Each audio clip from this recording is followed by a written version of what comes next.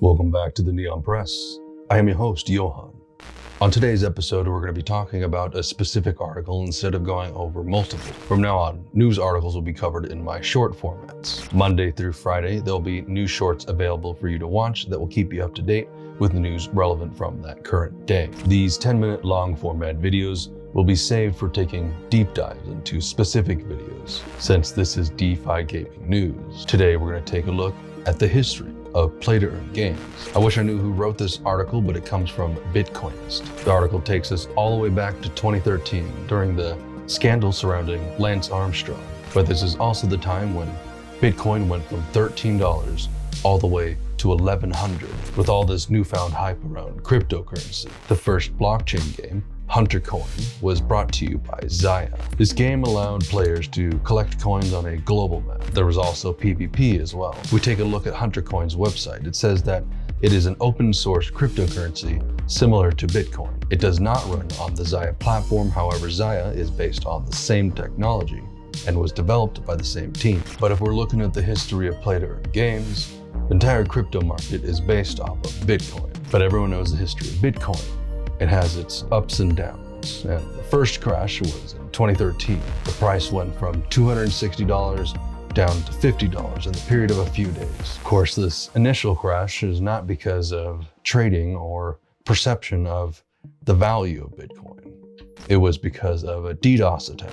Essentially, it just bogs down the system with a huge quantity of tiny orders of Bitcoin. MT Gox made the decision to completely shut down their servers. They even tweeted that they needed more time to upgrade their servers. After the 2013 crash, of course, everything started to settle down, but we had slow improvement with new coins entering the market. This leads up to 2017. This is probably the most memorable time of Bitcoin for everyone, at least the earliest memory for most people. But in February 2017, CryptoBots went public.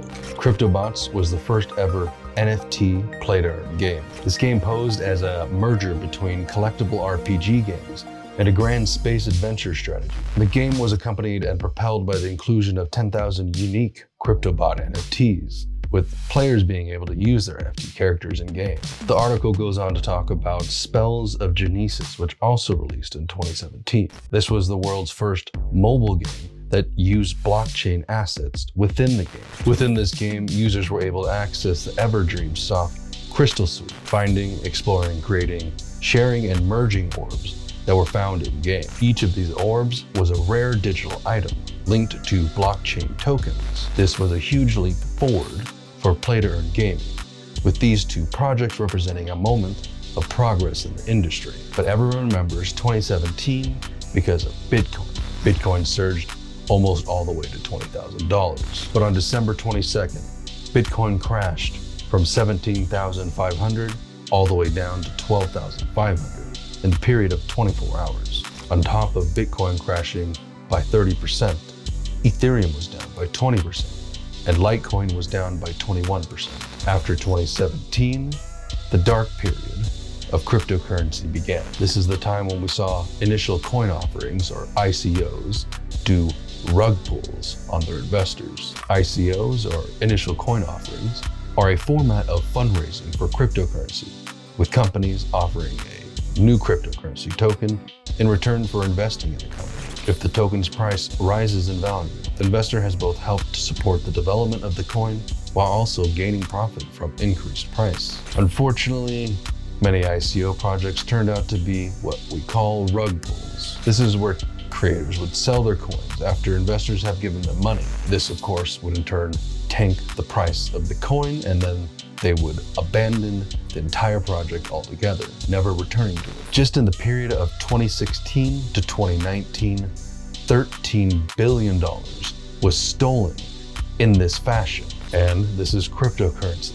There is still no FDIC insurance. Even if there was, FDIC only covers up to $250,000. But now we fast forward to today. Trust in cryptocurrencies is at an all-time high, with PDE projects benefiting from the huge audience that now actively buys and trades cryptocurrencies on their platforms. Another aspect of blockchain games that have been rising in popularity is NFTs. Most people still confuse play-to-earn games and NFTs as an entire category. But the category is DeFi gaming. It's decentralized, financed gaming. These games are financed by decentralized fundraisers, by you, by me.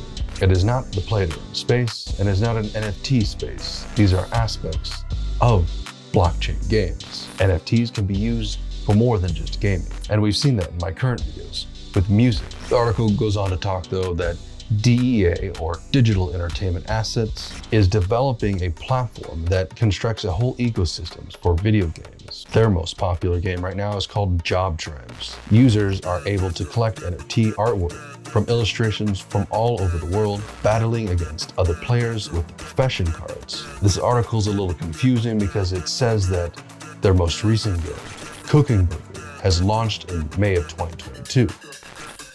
We're still in April of 2022. Is this from the future? Anyways, this is a multitasking cooking game where users have to cook food, construct the restaurant, play different roles within the shop, and even serve customers. I don't know about you, but this sounds like Overcooked. If video game developers aren't quick enough, their own gameplay might be taken from them, put onto the blockchain, way before they can enter. So when it comes time for a game like Overcooked to come into the industry, well, to everyone in the blockchain, they'll seem like the poser. Remember, the blockchain is getting younger and younger. The younger and younger our population gets, the more and more they favor metaverse-style games over traditional ones. Kids no longer want Xboxes or PlayStations. Kids want VR and to go into the metaverse, or all the other games that we mentioned today. And that's what we're seeing with Balthazar, which introduces a guild system that emulates traditional clans on centralized gaming platforms. Well, what does this mean? Well, it means you can trade your NFTs in between other people. Prior to this, NFTs were account bound. But now these gaming guilds allow players to lend their NFT in-game upgrades to each other, either renting them out or performing a scholarship pathway. Now that concept is amazing.